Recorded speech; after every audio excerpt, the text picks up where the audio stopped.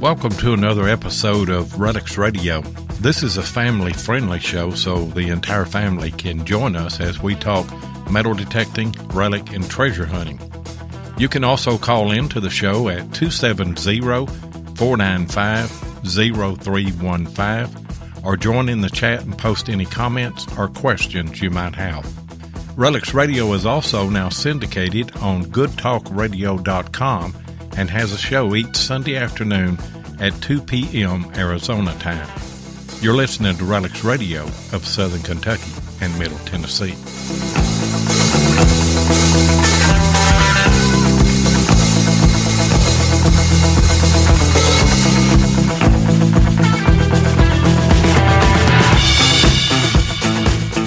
Oh yeah, it is showtime, and you're listening to the world-famous Relics Radio, home of 2.5 Rednecks. Want to welcome all of our live listeners on Spreaker. Want to also welcome all of our syndicated listeners on the Cutting Edge Radio Network and archive listeners that are on iHeartRadio, iTunes, Podbean, Apple Podcast, and I don't know, there's about 1 million other ones. And welcome to all of our new members that have joined the Relics Radio and Adventure in History Facebook group page. We passed 600 this week. And a couple of important announcements before we get started here tonight. You will want to be live on Relics Radio all of this month for the giveaway of the Mind Lab Equinox 600. You're going to have to be live in order to have a chance to win that. And one other thing is, I will not be running for president in 2020. I am and will remain your humble host, Digging with Seven. And I'm your humble host, Tennessee Jeff. You caught me on that was a good one. I got hung up on that one. So. I throw a monkey wrench in there with Jeff every once in a while. I tell you what, Jeff, I'm excited about this giveaway thing. And Mark Hoover came up with a brilliant idea to for people whenever they write in on that, and that's on the Relics Radio Facebook group page. Go there and give us a review of Relics Radio in just a few words, and then we will give you a number. And I just want to read through some of these. Ed said, I love the guests that you have on. Matthew said, I love the show because how many other talk shows just talk about digging for relics. Dennis said he likes the variety of subjects and guests. Kevin said he liked it because it's family friendly, it's educational, and he looks forward to the show each week. Kathy said that she liked the Women in Metal Detecting series. And then Dennis said that he thought it was that we had outstanding guests in February. Justin said that the show is less than 2 years old and already outstanding radio. And Jerry said Relics Radio makes me interested in history. And then another Jerry said a variety of guests with different backgrounds in treasure hunting, never the same. Scott said, I love the commercials and the geniusness. Chris said, what's not to like about Relics Radio? Bill said it's educational, informative, and a lesson in redneckedness. And Mike said, I like their accents. What do you think about those? You can't beat that. I mean, we're doing something right. And then, of course, we really like to know what we're doing right. I mean, who wants to sit around and listen to 2.5 Rednecks? And, I mean, it's, there you go, Seven. We got all them nice comments, and everybody just loves the show. They do. They do. And we love doing it, too. And I wish that we could tell you everything that we've got on a back burner right now, getting ready to do and looking forward to doing. We've got another series that's on the back burner. Not going to tell you about that. We have got some amazing guests that are coming up. we're going to surprise you on all of that. We can't let out everything, can we, Jeff? We sure can. And can you imagine us not having Mark Hoover? I mean, no. Mark Hoover is, he is the brain of this operation. And then, he come up with that good idea of people telling us what they liked about Relics Radio. And, that helped out a lot. So we appreciate the half redneck as much as anything. Yeah, he's a half redneck, but he got more than one brain, has to, because of everything that he does. But, yeah, I agree. He has been good for this brand and good for this show, and taking us in a direction that we needed to go. And I only see good things coming from it. And we continue to grow in our marketplace. I mean, we're getting like you said, we were talking with our guests prior to coming on live on the show. We get comments from countries that we have to get somebody to interpret what they said to us. That's right. And that's a good thing Mark's there, because he can do that. And he's working on a full redneck now, because you see his relic mobile he's working on? Oh, yeah, with the cart thing on the back of it and everything, and I told him, I said, you got enough room for all of us, but, if we all try to pile into that thing, and there's not enough room, we can always strap Jeff on the hood. I told him as long as they strap me down good and tight, I'd be okay. Yeah. Hey, we got a great guest tonight, don't we, Jeff? We sure do. We've got Eric Wallace he's the owner of Grave Digger Tools, and of course, how you doing, Eric? Hey, how's it going, guys? Hey, I appreciate you putting me on the show. We appreciate you coming on the show. Yeah.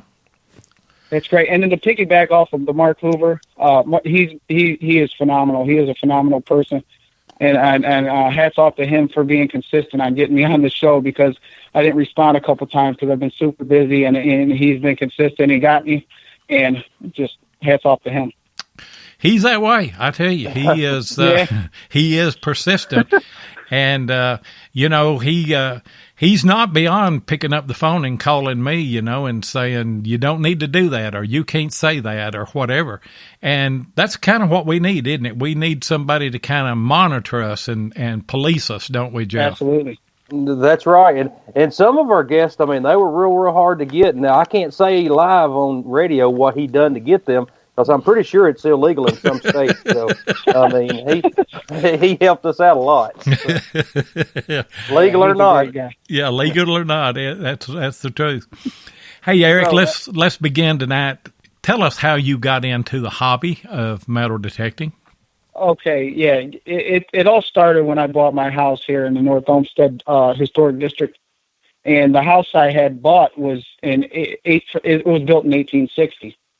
So, I was on TV, and I seen the diggers, KG and Rigi, they were on there and they were digging. I'm like, man, I bet you there's some stuff in my yard. And basically that's how my relic, the love for, the relic hunting started. I'm like, it's cool, So I went out and bought a metal detector, and I went out in my backyard, and that's how it all started. I found some cool stuff. And that's basically just how it started. Man, that's and how I start. No, that's the piggyback off the how my shovels got started, because it happened like quickly right after that. So yeah. I don't know if you want to get into that right now, but so when you started detecting your yard, what kind of things were you finding? I found my first thing in my flower bed. I found a large cent, a large penny. And I could barely tell what it was. I could, but I was super excited. I'm like, oh, this thing is worth a lot. It wasn't worth that much. It was tore up. But you don't know when you first get into the hobby. You think, everything is worth, what you're digging up is worth $1 million, and it's really not. It's like, then you start having a love and passion for the actual hobby itself, and that. Yeah, that's a great first find in your yard. I'd love to find some in my yard. What was your first detector that you were using? Okay, yeah, that was it's funny because I went to Harbor Freight and I bought a detector from Harbor Freight. I did not know any better, and I'm like, this thing ain't working for nothing. I'm digging up everything. There's nothing there. I'm just like, my yard's a mess right now. So I my first actual real detector was an Ace 250, and that machine was great. It was a nice beginner mid-level machine, and I found some really nice stuff in my yard with that. Man, that was my very first machine.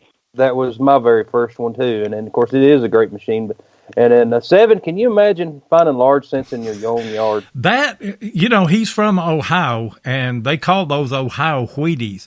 I'll just tell you the truth. It makes me mad that those guys find so many large cents. We don't find those, Eric, down here in the South. Oh, wow. And we've been told different reasons why we don't find them. They said that the merchants here didn't like copper. They wanted silver. So we find a lot of reals. We find a lot more reals than you guys do. But, I've been hunting since 1976, and I've only got 3 large cents. So that kind of tells you something. And I don't know how many reals I've got. I guess I've got 10 or 12 reals over the years. That's how many large cents you found, right? You've had in your pocket over the years several large cents. Right? Yeah, I wish I'd have known back then and just put them up, That's the way they do me, Eric. I'm always the old man in the crowd. Yeah, I got the old man joke. Oh, me. And what is in your mind, and I know this is a hard question for anybody to answer, but what do you think in your mind is the best thing that you've ever dug out of the ground? You know what? My street's Butternut Ridge Road, and I did some history. It used to be an old Native American trail. So I found some broken Native American silver jewelry, and it's in so-so condition, but it's got the turquoise in it, and that was probably I think that was my coolest find because of the history of, this being the trail and that being a part of that. So I don't know, that was one of my coolest pieces, I would think. And everybody that we have on, I guess, Jeff, don't we ask that question to everybody? Probably. We do. We really do. And that's one of the best finds I've heard. I mean, that's a real great find. And most of the time, whenever people answer that question, you're not talking monetary value. You're talking about more of a historical value. Yeah. Don't you think that's why we got into this, though? Yeah, absolutely. I mean, you got all different kind of people get in this hobby for different reasons, but for the most part, I think the history behind the stuff is what's the cool thing. You learn that once you really get into it. You learn that. Not only that, my wife, she's Native American too, so it's kind of like that's kind of cool to bring that up to her. Oh, really? What tribe would she be part of? What were her ancestors? You're gonna hit me. You hit Winnebago. Now that's something that you drive around. No, it's a tribe. Is that a tribe? Yeah. I did not know that. Now, see, my ancestors were Seminole Indians. I didn't know that. I might. Now you're putting me on the spot now. Oh, I'm sorry. I might have to go back and ask her. Okay. And then I might have to clear this up, but. I shouldn't have asked you that question then, I guess. But yeah, that's all right. Yeah, that would make for a good find since there's some history there, with your wife and everything. What's on your bucket list that you haven't found? Let me ask it this way: what is on your bucket list that you haven't found that you think you should have found? Oh man, yeah, that's a tough one. For one thing, first of all, I barely get a chance to go out anymore. So now you're making my bucket list that much bigger because I'm so busy. You'd have to say a gold coin for sure. I mean, that's probably on every single person's bucket list. Yeah, I believe it is. I mean, I know it's on mine. And it's the. I see Sam Waters pulled one out last year, I think, and I just couldn't imagine that feeling. I would probably, have a heart attack or something. Yeah, and our buddy Matt Howell out of Virginia, he pulled one out, and it was breathtaking. Of course, you can imagine. Do you remember what Matt Howe said when he dug that coin? What am I going to do with the rest of my life? That is exactly right. That's what I would say, is the very same thing. What am I going to do with the rest of my life? Well, I don't know about that, but I know what we've got to do right now, and that's run a commercial. We'll be right back. Hey, Seven, we's looking good in our new Redux Radio t-shirts. Yeah, Ken and Mark Guthrie of Detectives.com done brung 'em to us. Yep. And they makes other shirts, too. Yeah, boy. Detectives.com can handle tees for your club, hunt, or any other promotion folks may have. They even got the Wide Pride shirts. Yeah, them boys does the manatee crawl. Yeah, scooting on their bellies. That's what I said. The manatee crawl. Looks like slugs eating jelly. So whether you hunt horizontal or vertical, tell the folks where they need to go, TJ. www.detectives.com.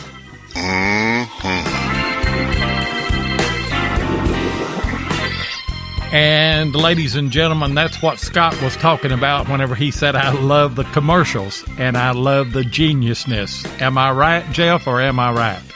You are right. That is a great commercial.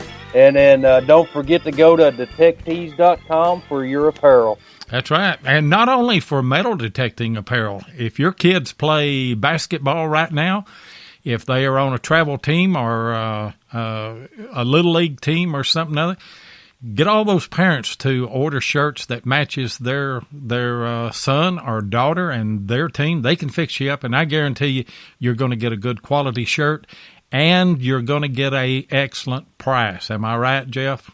You're right. And I mean, the best T-shirts and hoodies on the planet, Mark Hoover just said. That is, and I agree. That is true. And we've got a lot of people on here that are sporting not only Relics Radio, but also Beyond Sight and Sound, American Digger, the Wide Pride, History Seeker shirts. There's all kinds of those. But if you got an event or anything, you can contact those guys and they will fix you up. Hey, Eric, in this segment of the show, we want to know how Gravedigger Tools got started. Okay. It's basically KG and Rig, they got me thinking about digging in my yard. So I went and digged in my yard, and it happened literally this quick. I was using a crappy shovel, and you don't know no better because you don't really. I had nobody showing me, so I broke the shovel relatively quick. And I went online and I'm looking for shovels basically for the hobby that I was starting to get into. And they pulled up some brands and they were like $60-$70. I'm like, man, what if I just made my own to start with? This is before I even had Gravediggers in my head. I'm like, I'll just make my own, And so I made one because by trade I weld and fabricate industrial equipment. That's what I do for a living as of right now still. So I'm like, I'll just make me a shovel that's not going to break, So that's how it all got started. And I went online and a couple people like, man, that's pretty cool looking, and a light bulb kind of popped in my head. So I started hand making them. Shortly after that, I started hand making them one by one, and putting them on eBay. And that's how I got started. And then you start learning about how to really make a hard, heavy duty, nice shovel. And there's a lot of steps to it that people would overlook and that I did in the beginning to making a shovel that's going to last and withstand what a relic hunter or a metal detector puts through. They really use and abuse these tools, and you have to make it last. So I had a lot of steps and stuff involved in the learning curve, and I'm still in learning curves, but yeah, that's how it got started. It was that just like that. Man, they are great shovels. It was a guy, he posted earlier, a good friend of ours from Nashville, Tennessee, and he said he owns one. He said it's one of the best shovels he's ever used. So right now, how many different kind of shovels and the hand diggers do you have? Okay, as of right now, on my website, I have 0. So I have a big load that I'm working on now. But to answer your question, I have just introduced my small one. So I have the Nemesis, I have the Tombstone, and the smaller snub nose, and I have a Sidekick, which is my hand trowel or hand digger, if you want to say it. So I have 4 of them right now in my arsenal. Yeah, I seen your Facebook post where you've got a bunch of blades and you're ready to put a bunch of them together. So yeah, now as I'm working and they're getting more popular, I'm having to make more and more and more each run. This is my biggest run. I've had 400 spades because I have them outsourced now. There's no way you can be as consistent and make perfect shovels without getting them laser cut, machine sharpened. You know, it's getting professionally done now. I do all the fabricating, welding up. It's just the spade that's an important piece that needs to be consistent. So I have that outsourced. But yes, this is my largest order. And now with the economy the way it is, it's picking up. Manufacturing's picking up. Lead times are a little longer. So I had some waiting, some arguing back and forth with my vendors trying to get them to me. But so yeah. What was your first shovel you ever made? The first shovel I ever made was the Nemesis shovel. That was the very first shovel, right. Which I had. Yeah. Do you still? I seen earlier it was a guy opened his on a YouTube channel, and he said y'all custom paint them. If you wanted it custom painted, do you still do that? That was prior to when I was hand painting them. Now everything is powder coated now, so to do one-off custom colors is very hard. It's almost I just can't do it. But I do throw out limited edition colors, and I know I had this Venom green that I had on my last run, and I'm gonna tell you, people are just hounding me for this Venom green. It's a chrome. It's a chrome paint over a greenish yellow, and it's got a metallic, like it turns colors. People are just left and right. So I do have like sporadic colors that come out like that. But no custom individual colors. That would be just too hard for me to do. I do sell them. If you contact me, I will sell unpainted ones in case if you wanted to go that route. And go ahead and powder paint. You know, people like to do that stuff. I don't. You know, I seen your shovels on your website, and I was like, man, I wouldn't want to dig with that. I just want to hang it up somewhere. I know, right? The guy that had his custom painted earlier, it was Florida Gators. It was painted like the blue and blue and orange. Yeah, blue and orange. Yeah, and I was like, well, you just throw that in the river. But anyway, but it was a good looking shovel.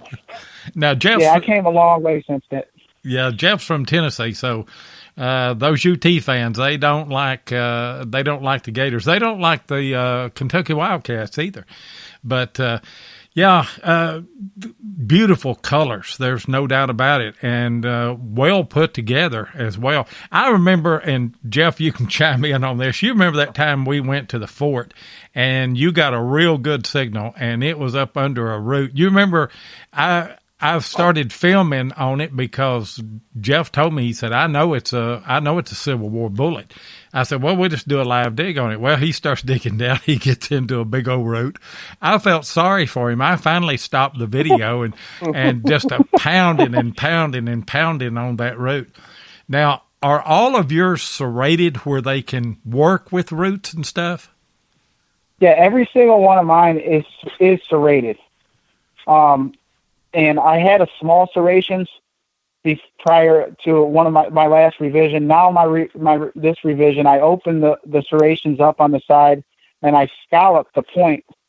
So when you go into that root, before you get to the serrations, you're already chopping the root with your tip because it's scalloped. So, every single one of them is serrated. Man, I seen, of course, doing some research, and after we found out you were going to be the guest and everything, we seen your hand digger on Oak Island, and that was pretty cool. For you, it had to have been great. Yeah, it's a little bit backstory, and I'll tell you real quick. Gary Drayton contacted me and he wanted one of some shovels from me. And I did not respond to him. I don't know if I didn't see it or whatnot. And then he messaged me again. Well, I guess I'm going to have to take my business elsewhere and all this and that. So then I seen it. Then I'm like, oh, man, no. So I messaged him. I'm like, listen, I apologize for this. I completely apologize. And I tell you what, he is the nicest person. And you know what? He wanted my shovel. He just wanted it because it said GD. He said, this is Gary Drayton. This is my initials on it. I'm like, well, if that's the way you're going to use it. But I honestly had no idea. And I talked to him a couple times prior to that, and I had no idea he was going to have it on Oak Island at all. He messaged me one day, and he said, you're going to be proud of me, mate. And I was like, what? He's like, well, you got some major scenes in Oak Island. And I was like, I think I was eating dinner at the time, and I couldn't even finish eating. I was just, I was excited, And if you guys haven't seen that episode, it's not in this last one that came out Tuesday.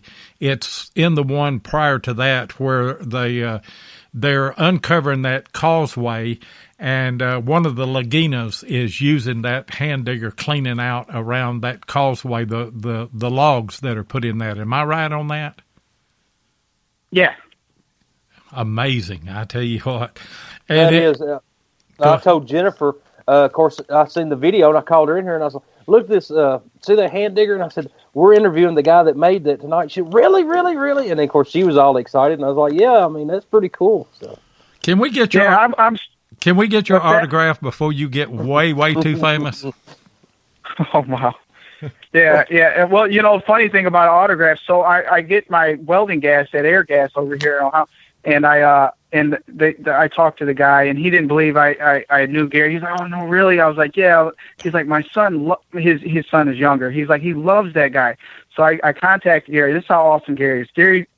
Gary fills out a poster with his autograph to that kid, and I went the very next time I filled up my gas, and I gave it to him, and I'm like, here you go, give this to your son, and he couldn't believe it. He was ecstatic. So Gary is a good dude. I can give him that. And some people are asking in the chat, what improvements have you made to your shovel since you first started? Oh, good question. Well, the number one improvement I made was the weight. My previous shovels were quite a bit heavy, so I had to mess around with my gauges of my metal to come up with a happy medium to where it could still be industrial grade, but it could be lighter. So that was one of my major improvements. My other major improvement was my design and looks. I figured if I was going to come out with something that was going to be cool and appealing to the eye also, that stood out. Like if you say, well, the shovel with the GD in it, it just pops, So those were my main improvements. And when I first started making the shovels, I was using round. Now my biggest probably constructional improvement is the square shafting. Probably the only guy that makes the shovel out of a square shaft. Now, is there a reason for that? Yes. Well, coming from the building industrial equipment, I mean, if you think logistics of square at an angle, at a diamond angle, opposed to a round, you're at I looked this up. You're like 3 times stronger force if it's welded at the diamond the way I'm welding it than a round tube is. Man, that makes good sense. And I mean, you could prop rocks and everything else with it, and then it shouldn't. Well, that's yeah. When I first demoed them and I first made the new square ones, and I went outside and I tried to break it. I got them heat treated, and I got them back, and I'm trying to break it. I'm jumping up and down. I went inside and I was shaking because knew that this was the one that nobody was going to be able to break, or if they tried to break it, they would fail. Yeah. Then I chopped down a pine tree. I seen the pine tree. You chopped down the pine tree, and it didn't take just a few swipes, and it cut that pine tree. And it wasn't really a small pine tree. It was, a fairly good. It was a nice. It was 19 wax. I think I counted it at one point. But I'm like, let me demo this thing to see. The tree was my tree. It wasn't nobody else's tree, and it was getting removed anyway. So I figured let me go ahead and get some wax and see what this thing is made of. So even though it would make a good camping shovel, even if you didn't use it for metal detecting, I mean, you would have a knife, you would have axe, you would have a shovel, you would have everything in one. And if you got attacked by a bear, you've also got a weapon that you can use. Mm-hmm. A lot of my customers and a lot of people on Facebook call them zombie killers. So if you want to call them that, you can call them that too. Yep. Hey, guys, we got another commercial break, and we'll be right back. If your passion is metal detecting, then you know how much your success is based on the equipment you use. Let my buddy Tim Henderson of Murray Branch Outdoors in Murfreesboro, Tennessee, help you with that. Tim is an authorized dealer of Mine Lab, Garrett, XP-DES, and macro detectors and supplies, and also carries many aftermarket items. Murray Branch Outdoors is not only competitive in their prices, but the service after the sale is second to none. Tim not only sells detectors, he uses them, and so he can answer any question that you might have. Murray Branch Outdoors also deals in used detectors, and he'll take your old detector in on trade when you decide to upgrade. So give Tim Henderson of Murray Branch Outdoors a call at 615-948-4611 or visit his website at www.murraybranchoutdoors.com, and be sure and tell him Relics Radio sent you. And we thank the world of Tim Henderson and Murray Branch Outdoors. By the way, Tim Henderson is the one that's giving away the Mine Lab Equinox 600. Are we going to do that tonight? Don't know. We'll let you know as we kind of get to the top of the hour on that. Hey, Eric, I want to ask you a question here. I don't want to put you on the spot, but I'm forced to. Why is your shovel better than a Lash or a Predator shovel? Oh, I get that question all the time. I mean, that's not a difficult question to answer. Well, first of all, it's a tool. So being with anything, everybody got their preference. So, I mean, personally, for somebody, they're going to think that shovel might be better than my shovel, and you're going to have another guy's preference that thinks my shovel is better than his shovel. At the end of the day, they're shovels. It's preference. It's a tool. But as far as maybe price goes, it might be a better bet for somebody that has a lower budget. I work with people. I always throw out discounts and around the holidays, and every once in a while I have like I'm going out of stock or something, so I have some left, so I give them for a good price. So I don't know if somewhere along the lines of that, I would say, would maybe set me apart as far as price-wise. Strength-wise, nobody has broken one of my shovels, so I can't say that they're bending like crazy. So I don't know. George makes some excellent American-made tools, and I will never, that is definitely he's definitely been proven in the industry for a long, long time. And I went to your website and I was looking at the prices, and you cannot beat your prices, but I mean they are great. And I mean for anybody that's on like a budget, or I mean even if not on a budget, it's still a great deal for what you're getting in that shovel. And then the paint jobs on them are great. And it's all powder coated. Go ahead. Go ahead. Yeah, it's all powder coated. It's all welded. Everything's welded by me. I'm trying to keep my price for that reason. I don't want to price people out. There's a lot of involvement in building the shovels and getting them made, and the heat treating process to make sure they're tough and durable. There's a lot of steps and procedures, and I try to market my margin to where I'm not going to, overprice it on the market when it really doesn't have to be. And that's right. And that's something about American-made products too. We take pride in what we make. We put our heart and our soul into that. And whenever you have a small business like you do, and we're going to talk about the evolution of it and what your plans are, what your hopes and dreams are for the future, you're going to do everything that you can to put the best product at the best price out on the market, because that's what the market does. It forces you to make something good and affordable, Absolutely. doesn't it? Oh, absolutely. I mean, yes. I mean, your customers are number one. So yeah, you want to put out a very good product, and the second thing is customer service, knowing that they could pick up the phone and I'm going to answer, or I'm going to get back with them and resolve any questions they might have. So, I mean, yeah, but as a pride standpoint, it's definitely a lot of pride that goes into it, because, I work a full-time job on top of Gravedigger Tools with the full family. And my son, he's 7 now, and he's starting to look up to me, and it would mean so much if I can really get this thing jump started and integrate my son into it and just build it like that. That's the dream, that's the hope. And just to keep working at that and keep looking forward and try not to get too many setbacks and just keep pushing positive. That's my focus. Yeah. That's why I have so much pride in it. Yeah.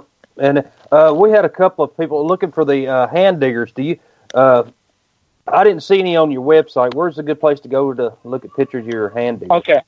Well, they'll be on my site here shortly. Everything is out of stock right now. Christmas completely wiped me out, and I wasn't expecting it. So I got caught with my pants down, and I think I sold 50 or 60 shovels during 3 weeks in December. And to a big company, that's nothing. But to me, that was a lot. Uh-huh. So trying to absorb that and trying to get ready on how I'm going to bounce back. So that's why, yeah, I do have them, and I redesigned the Sidekick now. So I'll show. There's some pictures online, but and that will be rolling out real soon. I'm in the middle of getting my Florida trip, the Central Florida metal detecting trip I got planned in April. I got some shovels I need to take down there, and I'm making some to put on my website as well. So that will be very soon. I appreciate everybody being patient with me. It's been a kind of a tough ride here for the past couple months because of that. And we got another question. Woody Jones wanted to know, the hand diggers that you sell, do they come with a sheath, or do you have sheath? Yeah. Well, there's a backstory behind that too. I'm currently looking for a sheath maker, somebody that can make me a nice American-made sheath. I don't want to put my shovel in no kind of like nylon made in China plastic thing. I kind of want a nice sheath.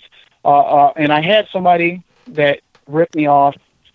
I don't know if you want me to say it or not, but he ripped a lot of people off in the detecting community. His name was Jolly Rogers Leatherworks. I don't know if you guys are aware of that, but I had one designed up. I had stamps made and sent to him, and so that was, I haven't bounced back from that yet to find me a sheath maker, but I'm looking for one. So if anybody wants to get in contact with me and has any kind of suggestions, I'm more than open to take those. And since one of your hand diggers has premiered there on the Curse of Oak Island, is it foreseeable in the future that you might name that hand digger the Oak Island version of that or something? Or can you do that? No, I don't know. I honestly, I probably don't think I can do that. Gary had mentioned, what's that? Well, I was just going to say, you could mention in your ad that it is the digger that was used on Oak Island. There wouldn't be anything wrong with that. Yes. Mm-hmm. No, Gary had personally told me that I can do that, and I have not yet, because I don't know. I just have not mentioned that he's using my shovel or this and that. Honestly, I'm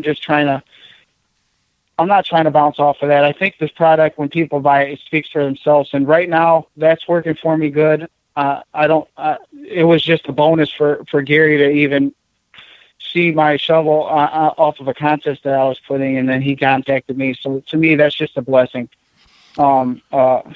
Anyways. Well Yeah. said. Well said, I tell you, because It is. we reached out to Gary Drayton to have him on as a guest, and there's a lot of non-disclosure stuff that goes on with that.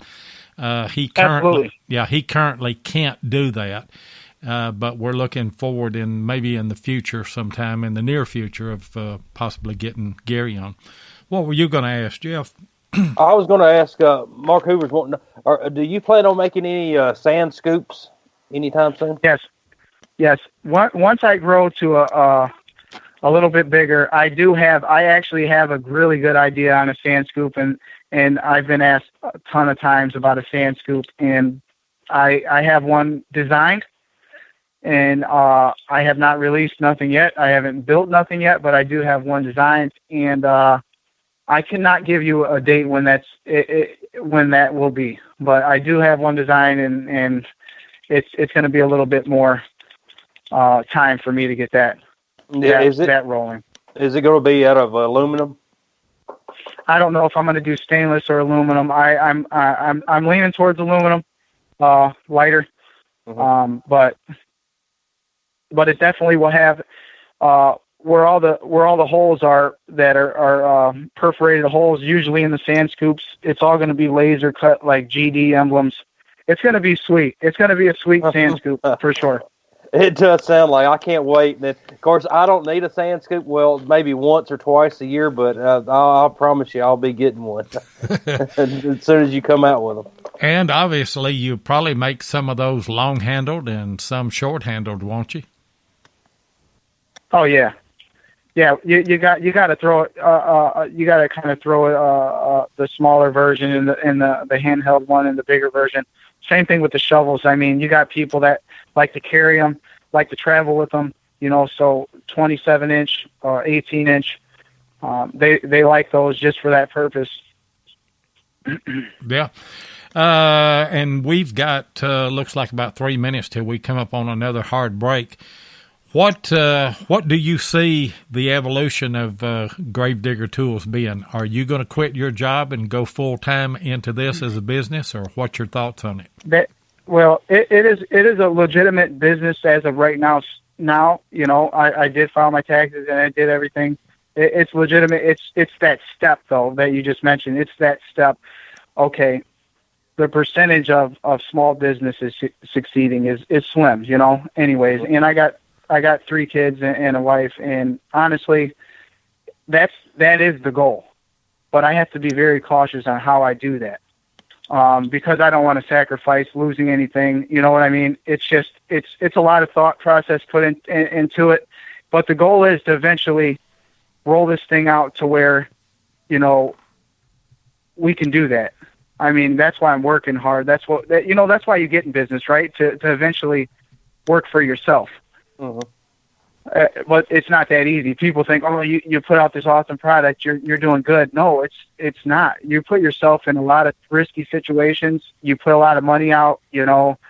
Luckily for me, I'm not in debt. I try not to take no loans out. I'm trying to make the business pay for itself and grow accordingly. But it's a lot of strategic planning and thinking when you're trying to start a business. But yes, definitely. I would love to do that.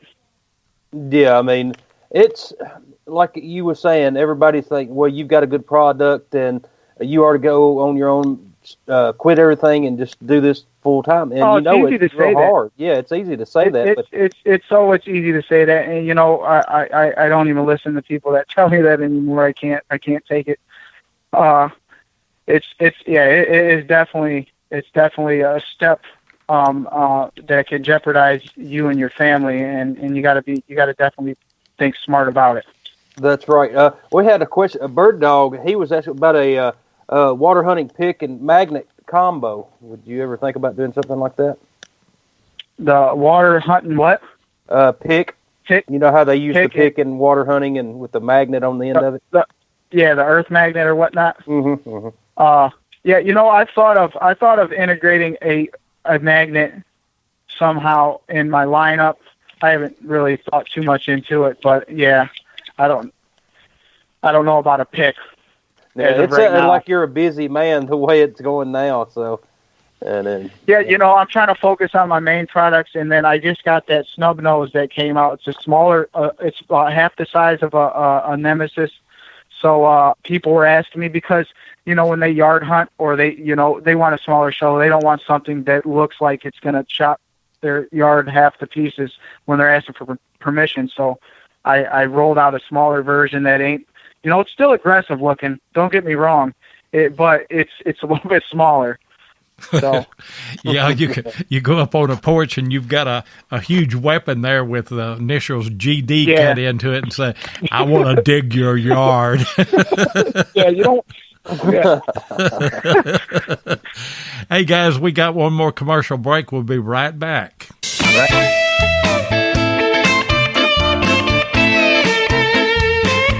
If you want to keep up with what's going on in the metal detecting world, then you need to be a subscriber to American Digger magazine. Butch and Anita Holcomb are the publishers of the magazine and have won awards for 3 straight years for being the best digger magazine on the market. American Digger magazine is available in both print and digital formats, so no matter where you live in the world, you can enjoy the latest happenings in the hobby. You can get in touch with American Digger magazine by going to americandigger.com or give them a call at 770-362-8671. And be sure and tell them that you heard it on Relics Radio. And for those of you that don't know, I am now the producer and also the co-host on American Digger Relic Roundup every Monday night. So if you're not doing anything Monday night at 9 o'clock Eastern, come over there and join us on that show. Hey, Eric, you've got some plans for 2019. Why don't you tell us about some of those? Oh, the plans for the Florida hunt? Yeah. Or, yeah. I'm heading down in April to the Central Florida Metal Detecting Club. Carolyn, I went last year. She invited me back this year. And let me tell you, her and Mark Hoover are just the nicest people you could possibly meet. So, me and my wife and my kids went down last year and we had a blast. I'm like, I have to do this again next year. And here we go again. We're heading down there. I'm getting some shovels made. I'm going to have some merchandise and, we just making a family trip out of it. And, it's going to be fun. So I'm looking forward to it. That's my plans as far as the next month go. And then once I get back from Florida, it's going to be nothing but busy. Oh, I bet. I've seen all your work you've got to do once you get back. So when you go down to Florida, I mean, how many shovels are you going to take down there with you? Last year I took probably too many. But I sold quite a bit. I do give discounts down there, so people, it's always like an event price. So it's usually like $10 off the shovel, and plus they don't have to pay shipping, obviously, because you're there. I'll have probably at least 20 shovels, 25 maybe, but no more than that. Yeah. That sounds pretty good. I mean, do you hunt the beaches while you're down there? No, I don't hunt the beaches down there when I'm down there. I don't even have a sand scoop, to be honest with you. Well, I need to make one so I can have one. I don't, You know what, Jeff? I get the distinct impression that Eric has become like Digging with Seven. We used to hunt, and then we get into making shovels and doing podcasts and all of that, and we don't get to hunt anymore. Am I right, Eric? It consumes your time, and from the early stages of me getting into the hobby, it almost happened that quick. Like, it's amazing how quick it did happen, and then next thing you know, I'm like putting a post on Facebook and social media asking people, what should I name my shovels? And boom, it just rolled out like that. And next thing you know it, I haven't detected it in how long now. It's like, it's like, the hobby is great. And I do need to somehow get out. For one, it's freezing cold up here now. Yeah. Yeah.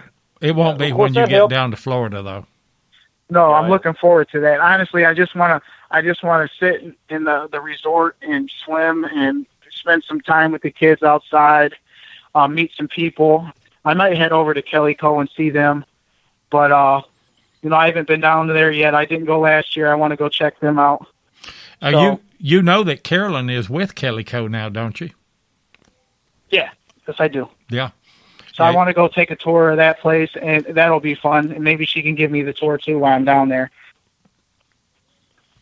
Yeah, that would be a great tour. I've never been, and then I would love to go. So, and then of course I was going to go back to you doing all your work right now in Ohio. The ground is so froze. Right now would be a good time to do your work because you can't go out digging. Yeah. Yeah, no doubt about that. Yeah. Hey, looking at your, I think it's on your Facebook group page, you've got some artwork there. Who did that for you? Artwork on what? On showing you, it's kind of a green where you're holding a shovel and everything, the main. Oh, yeah, that cartoon picture. Yeah. Oh, that was, you know what? Gordon Madison, and he's from Florida. He made it for me. I woke up one morning and he's like, I made you this, and I just posted. I thought it was cool. Yeah. Oh yeah. It is, and Gordon is in the chat here now. And I kind of thought that's who, you can see people's artwork, and I tell you what, he is an amazing artist. There's no doubt about it. And but when you see two or three things that a person has done, they have a certain character to them, and a certain signature. And whenever I seen that, I thought, I bet you Gordon did that. It's great, and it's a great header to have on your Facebook page there. Oh yeah, I was like, I just got to put that up. That's pretty cool. He took the time, because doing that stuff it takes time. It takes time out of somebody's day to be creative and do that for you. So I'm like, man, I don't know what to say. I appreciate that. Man, that is good. Mark Hoover wants to know. Gordon. What's that? Mark Hoover wants to know, since you don't get to metal detect much, can we come and metal detect your yard? Absolutely. You guys can come up anytime and take a gander at it if you want to. It's open. I don't have time to even go out there. We may need one of those grave digger tools as hard as the ground is, though, Jeff. Yeah, or dynamite. Yeah. But who come out with the GD logo? Oh, the logo was actually it's a little bit of a backstory with Dwight with the New Age Goonies. I don't know if you guys are familiar. He's pretty. Mm-hmm. He's pretty.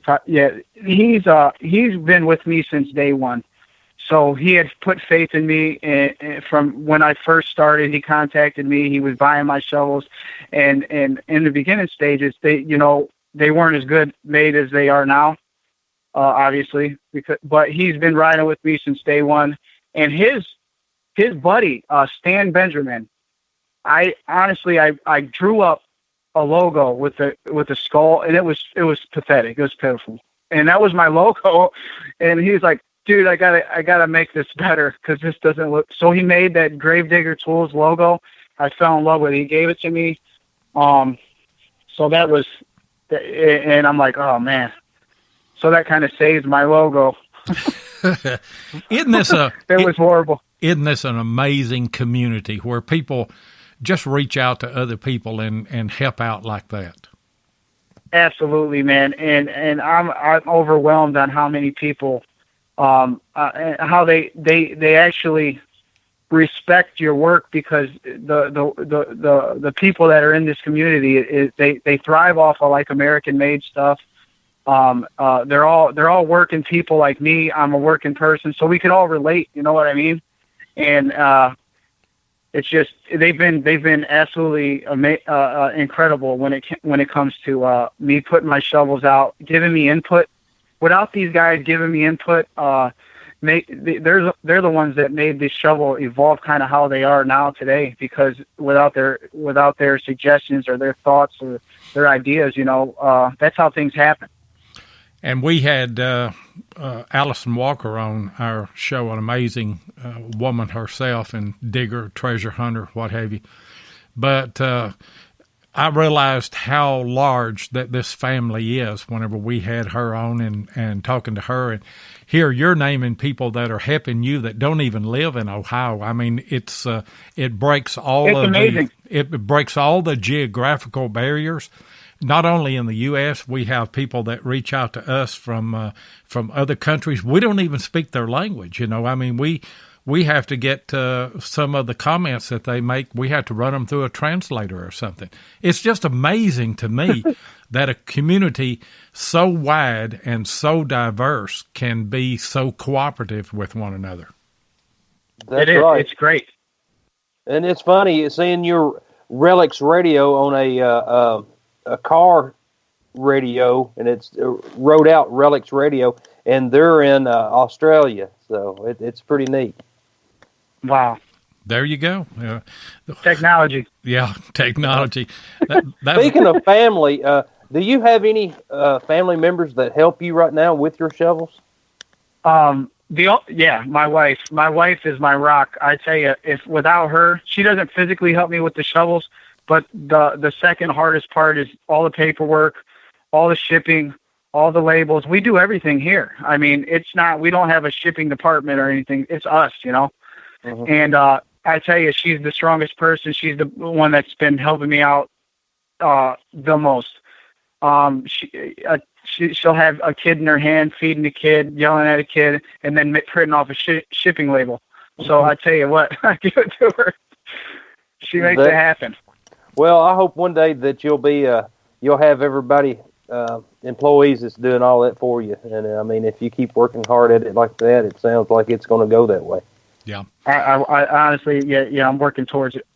Hey guys, we are past our syndication point, and there was a lot of people, I said that last week, and there was a lot of people say, what do they mean whenever they say that? Our show is syndicated worldwide and is picked up by the Cutting Edge Radio Network, but we can only have 55 minutes of showtime on that, and then they add their commercials at the front of it and at the end of it. And so that's what we mean when we get to the end of our syndicated part of the show. So the rest of this, people overseas are probably not going to hear unless they pick up the archive version on Spreaker or iHeart or iTunes or Podbean or Apple Podcast and all those other 500 million places that we're at. We are the world famous Relics Radio. But anyway, we're going to open up the phone lines now. The number is 270-495-0315. If you've got a question or you just want to talk to Eric, call in 270-495-0315. And Jeff has put that number in the chat. And, in the syndicated version, they could only handle like 55 minutes of 2.5 rednecks. So that's probably why they can't go any longer. That's that redneckanese that Bill was talking about there. And I don't mind giving out his name. That was Ohio Relic Hunter. And right on cue, we do have a call in. Aggie Hall. What's going on tonight, Aggie? Not too much. It's a little cold in Ohio. We still have snow here. But Aggie, hi. Hey, Eric. Hey. Hey, I was just calling to kind of make a point for people that are just starting out in the hobby, that buy the best of anything if you can afford it. And if you can't afford it at that time, buy good used or save up for something that's, new. And the way I look at it is you're putting out so much money. It's an investment, to be in this hobby, buying good equipment, because, if you get out there and a shovel breaks, you're done for the day, and whether it be, that could be, you're 10 miles away from home, or, like Denny or Barb or, whoever goes to these, larger out-of-state hunts, you're talking about being down for, until you get another shovel, but I was one of Eric's first customers. Oh my God! Yes, I'll never forget. Listen, I had painted her a sparkly pink shovel, sparkly pink with hearts cut out in them. I still have pink. I know. Yeah, you still have glitter all over. You told me that. Yeah. But Eric's a good dude, and his shovels, I have his old style. But people that I know that have, that are using the ones that he's putting out now, just great products, And then the other story that I have, besides, being one of his first customers, is, and this is kind of funny and not so funny at the same time. My grandma, she was 96 years old, and she was dying in hospice. And we went to, the hospice center to visit her on Thanksgiving Day. And, I just throw on, whatever. I'm not thinking, I throw on a T-shirt and, walk down the hall, and, my mom and I were sitting there with her, and my mom looks over and I have my grave digger T-shirt on.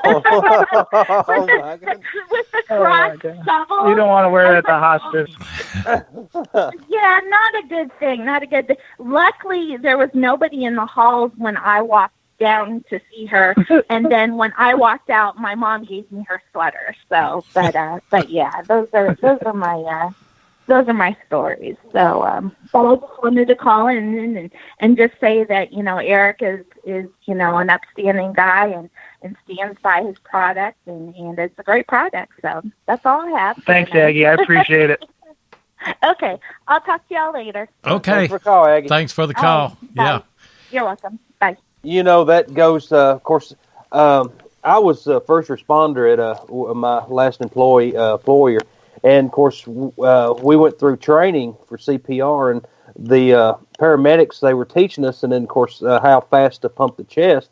And then, of course, they was like, well, take the beat, another one bites the dust, and then as you go, boom, boom, boom, another one bites the dust. And then they said, well, just don't say another one bites the dust as you're doing it. So, that goes along with the gravedigger shirt. So we can conclude now. You said that you used to custom paint your shovels and you quit doing that. We know now Aggie Hall put a stop to that because of all the pink glitter. I still have glitter everywhere. Oh, do you really? No, it's on my lawnmower. And then went to hospice and created all kind of mayhem by wearing one of your gravedigger shirts. Oh man, that's just too funny. And of course, it never fails glitter. It gets everywhere. And then, of course, got my son something for Christmas had glitter on it, and of course we still have it everywhere. It's terrible. The dogs had it all over them. It was a big mess. Hey, Eric, we've got a question that came in the chat. And by the way, guys, phone lines are still open, 270-495-0315. The question, and I've got to get back to it now, comes from Scott Hansen, and he said, can a person resharpen your shovels if they get dull? Yeah, every kind of shovel has a wear on it. It's a tool, right? So it's going to need resharpened probably eventually. Years down the line, there's a way to resharpen it. If you know what you're doing, that goes with any shovel with serrations. You gotta know what you're doing with the hand grinder. And honestly, I tell people this whenever years so down the line, whatever. If you want to send me it, I'll do it for free. You have no worries. If you want me to do it, send it to me. I'll ship it back to you. And that'll be a done deal. If you're not good with hand tools or not something like that, or if you don't have somewhere local to do it. And we had a call that came in 4226, and you dropped out. We have to leave you on hold until we get to a break where we can call you in. So if you want to, you can call back in. But I don't know what happened there. But Eric, I was thinking about the shovels. Of course, you sell a bunch of shovels. It's so good of a product. You only have to buy one shovel, and it'll last you a long time. And then, of course, that goes in with if you send it back in and you sharpen it. So, one shovel will last you a lifetime, pretty much. I mean, yeah. I mean, that's what happens when you make a good piece of equipment, like old pieces of equipment, old lathes, old mills, all that older industrial made equipment that was built back in the day. That stuff still works to this day. I mean, it's just built to last, right?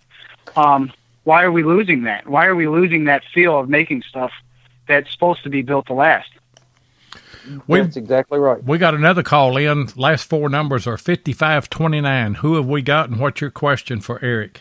Well, my name's Sam, and I really didn't have a question. I just wanted to brag. It's going to be 73 degrees down here in North Florida tomorrow.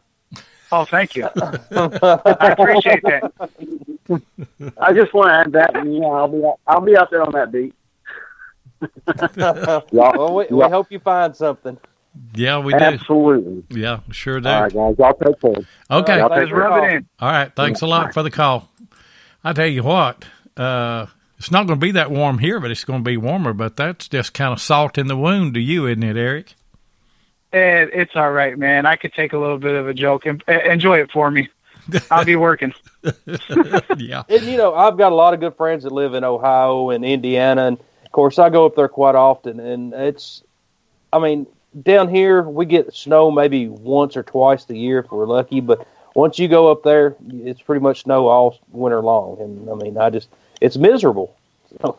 Yeah, it is. It is. I mean, it's getting dark at 4:30. It's snowing. It's freezing. You can't go outside. I mean, it does take some. I mean, I've been here my whole life, and I still am not used to it. And I don't know about everywhere else in the country, but here in Kentucky and Tennessee, we change our time this Saturday night. I don't know why they do that at 2 o'clock in the morning. I hate getting up at 2 o'clock and resetting my clocks and everything. Don't you, Jeff? I sure do. I hate doing that. So. Hey, guys, right out of the blue, we're going to have a giveaway tonight. Are we giving away the Equinox? Not tonight. But we are giving away a Garrett cap, a dig bag, and a silver Cohen ring that will be made for your ring size. Also, what are you going to throw in on that as well, Eric? Well, I'll tell you, whoever wins, they can contact me on their shirt size, and I'll let them choose either. I got beanie hats or a baseball cap, and I got 3 different shirt colors they could choose from: red, black, green, or like a navy blue. So just contact me, and I'll hook you up with some merchandise. And also, hey, that's a great big prize, and all of this is going to go to the same person. Now, people are already starting to put numbers in. It's not a number. It's not a number. Those numbers drive us crazy. It's a trivia question, and if you were listening to the show tonight, what was the name of the first shovel that Gravedigger Tools made? We want the name of that shovel. First person that can put that in there, you're going to win the prize package. But you're going to have to call in, too, after you do it. So we're going to start watching the chat here. And they're giving colors. I didn't ask for the color. Bing, bing, ding, ding, ding, ding. We got a winner. We got a winner already. Ohio Relic Hunter. Hey, Bill, you're going to have to call in. We're not going to give it to you unless you call in. But it'll just be Ohio Relic Hunter, always kids. He said he gets nervous, and we had him on the show one night, and he said, I went through about 5 shirts because I sweated so much. This call will only be this call will only be a 1-shirt call. So call us real quick, Bill, and talk to us and talk to Eric here, so that we can, he says, oh, no. I'm sorry, that's the deal now. That's some good prizes. And then, of course, I've got one of them coin rings, and, man, it's awesome. And I do, Lloyd, too. Didn't you lose yours and find it again on the beach with Mark? Oh, no, I was just kidding with Mark. I had that I had that in my dig little container thing. And got out there on the beach, and I thought I'll just, we wasn't finding anything there. I eventually did find a ring, and you found one too. But, I dug a hole, and I said, come here, Mark, I got a ring. Here he come. He had his camera all out and everything. And so he was filming. But, they're great rings. And we do have the infamous Ohio Relic Hunter on. What's going on, Bill? Hey, Lloyd. What's going on, guys? I know appreciate it. Not I much. actually had Nemesis typed in before you even finished asking that question, Lloyd. Oh, really? Well, Yeah. I'm going to tell you something. Well, those of you that don't know Bill Marsh and the immense knowledge that this man has, he listens to just about every show that I've ever participated in the chat. Bill is always there. He is an absolute wealth of knowledge. Knowing the answer to things before you even asked them, though, is stepping it up to the next level. Yeah. Excuse me, guys, while I change my shirt real quick.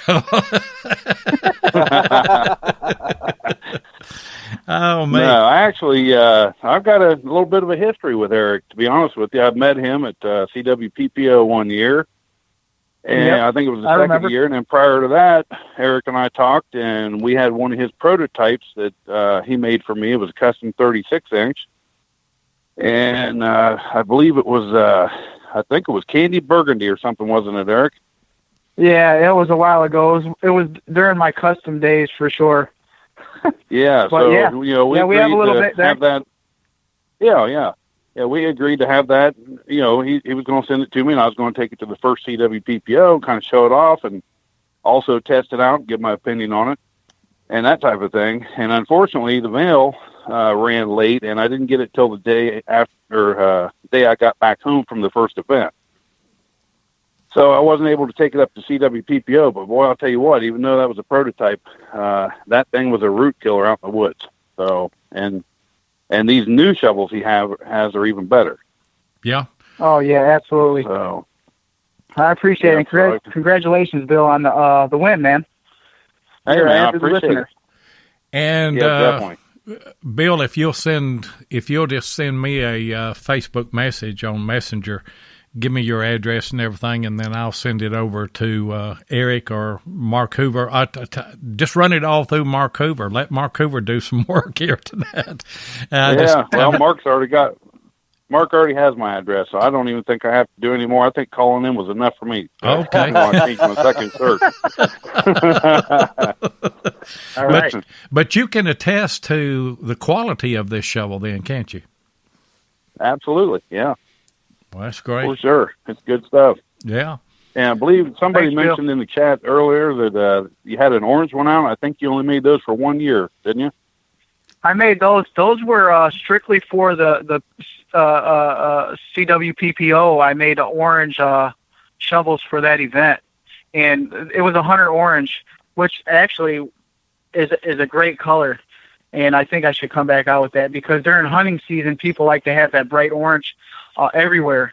And when they're out in the field and you just want to stand out as much as you can. So that's why that shovel was so sought out. Man, that is a great idea. Just don't make one out of a Tennessee orange. Now that'd be bad news.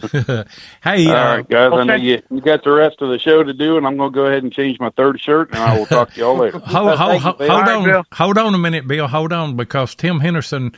By the way, Tim Henderson in Murray Branch Outdoors is the one that gave away the cap and the dig bag and the silver coin ring. He wants to know if you want a land dig bag or a water digging pouch. Which one would you prefer? Option. Land dig bag for sure. Yeah. Okay, well. Because even though you can always get those ones wet too in a pinch. Yeah, you can. Sure can. Okay, go change your shirt. Appreciate it. Appreciate all right, the call. guys. Hey, I appreciate it. Congratulations. Thanks, guys. Take care. Bye. Thanks, bud. Congratulations, yeah. Think the world of that man. I tell you what, I've never had the opportunity to meet him. I can't wait to get up to Ohio and get to dig with Bill and get to meet him and maybe get one of those Ohio Wheaties, right, Jeff? That's right. Well, I'd love to find a few more myself. And, well, like you said earlier, we just don't have them down here. So I guess we're going to have to go up that way during the spring. Yeah. Or we better wait till summer. So we can go up there hunt during the summer. Come springtime, you might be hitting some snow still. So that's right. You got to be careful up here. Well, I tell you what, in June and July, it gets too hot for us to hunt here. August too, really. So we might plan some kind of.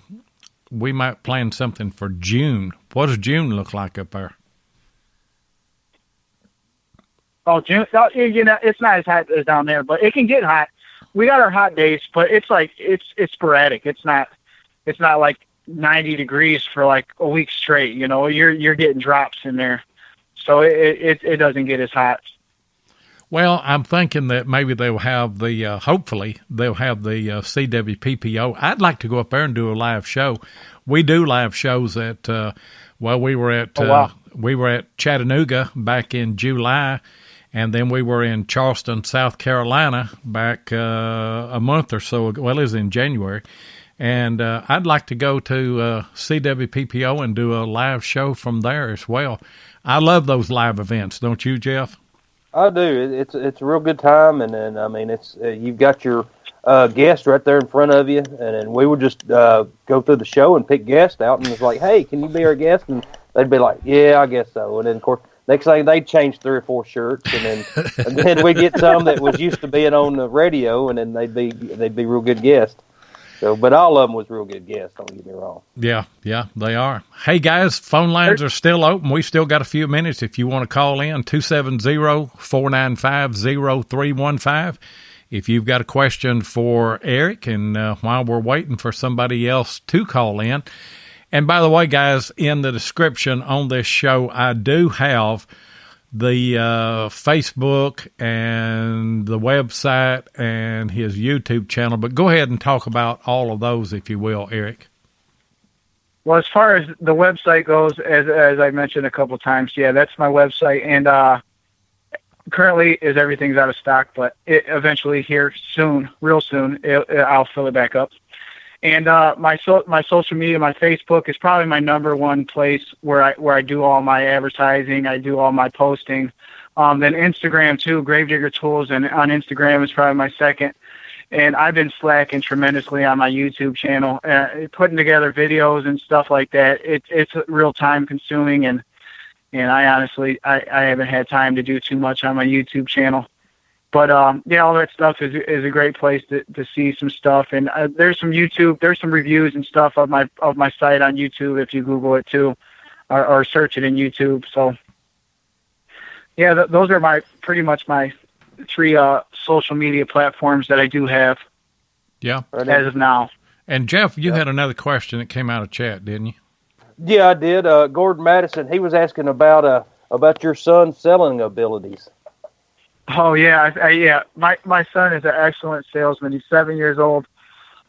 He went down to Florida with me last year, and I tell you what, he took over, and who can tell a kid no, right? That's right. Anyways, so honestly, it's a great marketing strategy, but it was not even meant to be like that. He just took over. I was talking to somebody, and I think Dwight or videoed or Stan Benjamin might have videoed him. Why he was talking about my shovels, and he was explaining them to the T on price, on what's the differences, and all this and that. So it was great to watch that video when my back was turned, and see him in action. So he maybe potentially could be a sales guy for Gravedigger Tools. Now, how old is he? He is 7 years old. That's what I thought you said. Oh, he was yeah. 6 last year, so. Yeah, so this is going to be even more of a family affair. Got the wife taking care of the paperwork and stuff like that, and your son out there doing the sales pitch, and you making the tools. Yeah. I see this thing going far, don't you, Jeff? I sure do, and it's like a lemonade stand. I mean, how many times have you walked by a lemonade stand and a kid be like, you want to buy a glass of lemonade, and even if you don't like lemonade, you still buy a glass. Yeah, it's just it was kind of like that, but it was fun. It was fun for him to be out there. It was actually fun to watch him take over like that. It amazed me, honestly. I was shocked. I'm like, what are you doing? You're 6. You're 6.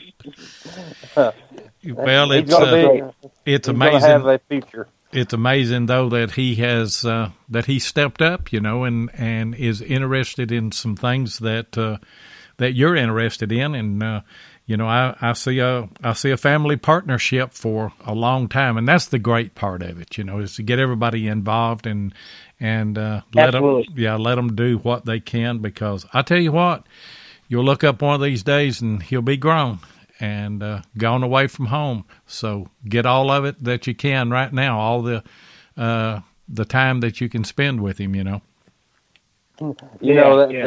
is exactly right. And of course, a little later today, I had my neighbor come by, and of course, he was looking out the window at both of us. We were out there talking, and of course, he was like just looking through the window, like, "What are you doing, Daddy?" And then, of course, that's just priceless to see him stare through the window.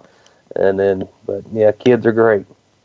My dad, and I can't hardly go through a show without telling a story, but my dad used to have dump trucks, and he had a couple of guys that were driving for him, and I was a big chicken lover. I love chickens, and I got me a couple of them. You used to get them at Easter whenever you got a new pair of shoes.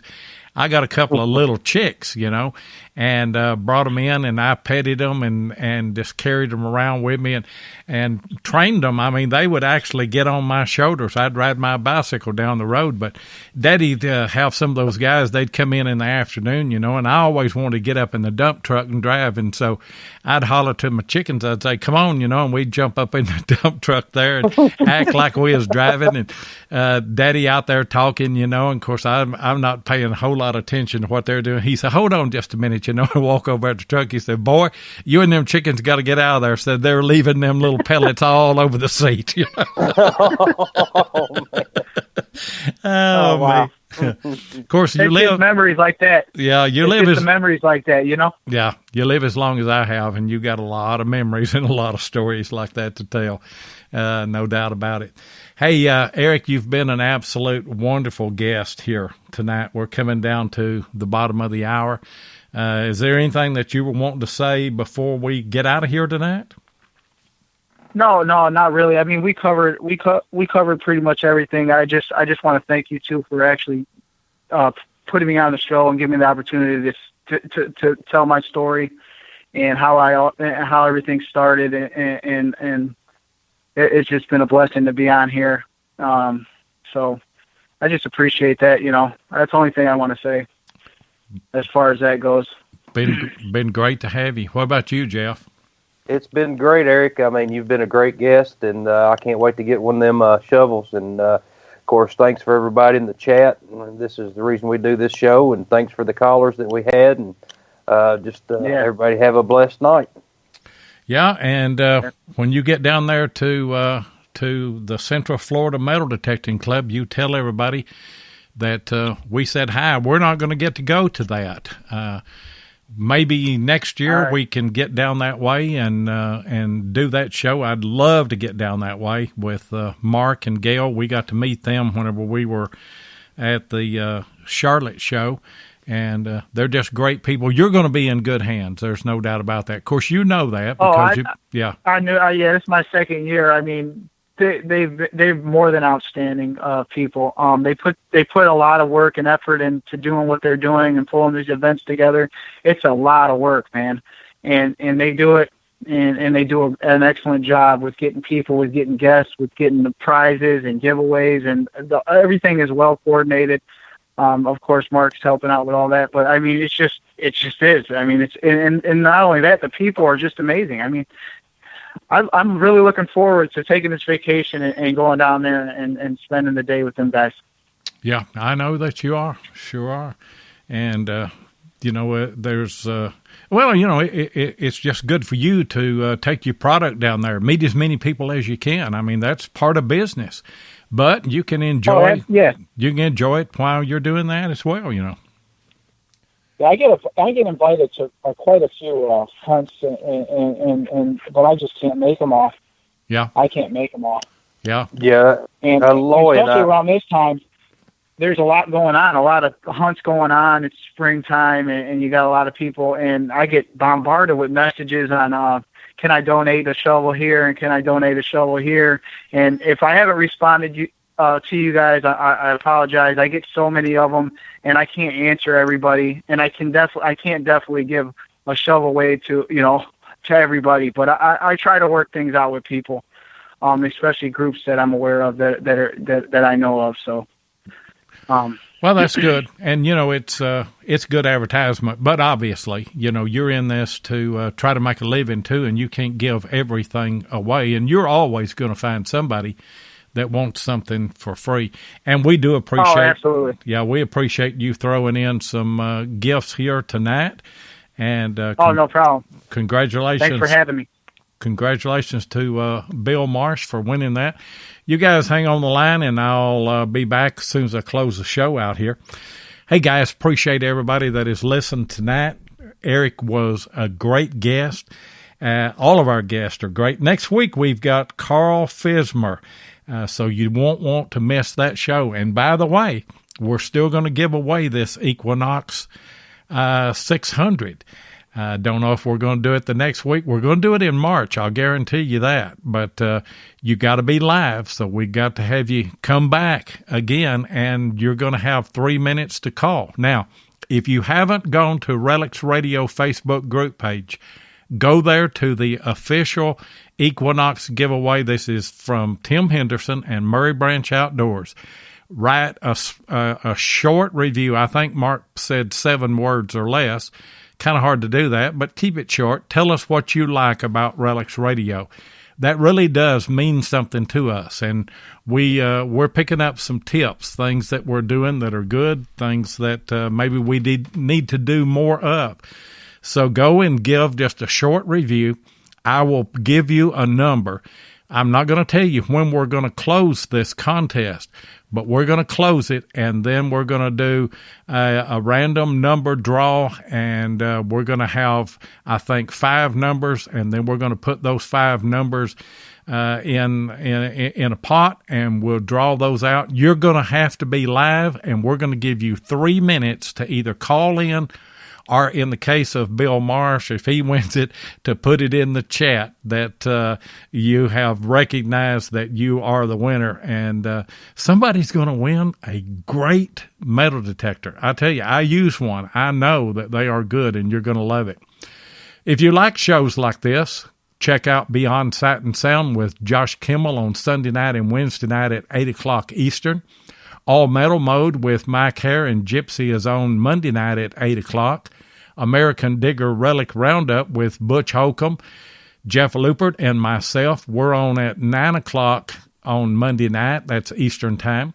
Hardcore Metal Detecting, Derek Asklar and Craig Talley are on Thursday nights and Saturday nights at 8 o'clock. And I know that Pauline has been under the weather, and hopefully she's doing better. They've missed a few shows because of that, but our thoughts and prayers go out to Pauline.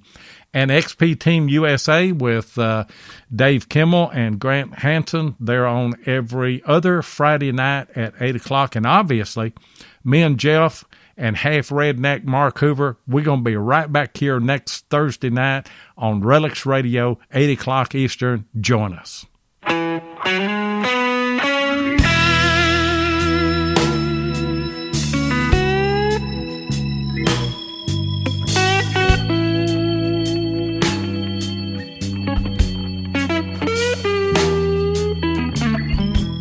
Thank you so much for joining us on Relics Radio. We really do appreciate it. Be sure and join us live each Thursday night at 7 o'clock Central Time, 8 o'clock Eastern here on Spreaker. Or you can catch the archive show at Relics Radio on Spreaker, iHeartRadio, iTunes, and many other podcast outlets. Relics Radio is also syndicated on GoodTalkRadio.com and has a show each Sunday afternoon at 2 p.m. Arizona time. Please take a minute and hit the like button, and be sure and follow us so that you'll get notifications of all of our upcoming broadcasts. You can also find us on YouTube at Digging with 7 or Tennessee Jeff, or you can check us out on our Relics Radio Facebook group page or Adventures in History on Facebook. If you'd like to get in touch with us, then send an email to relicsradio@outlook.com. We'd love to hear from you. We hope you'll join us for our next episode, and until then, get out there and dig some history.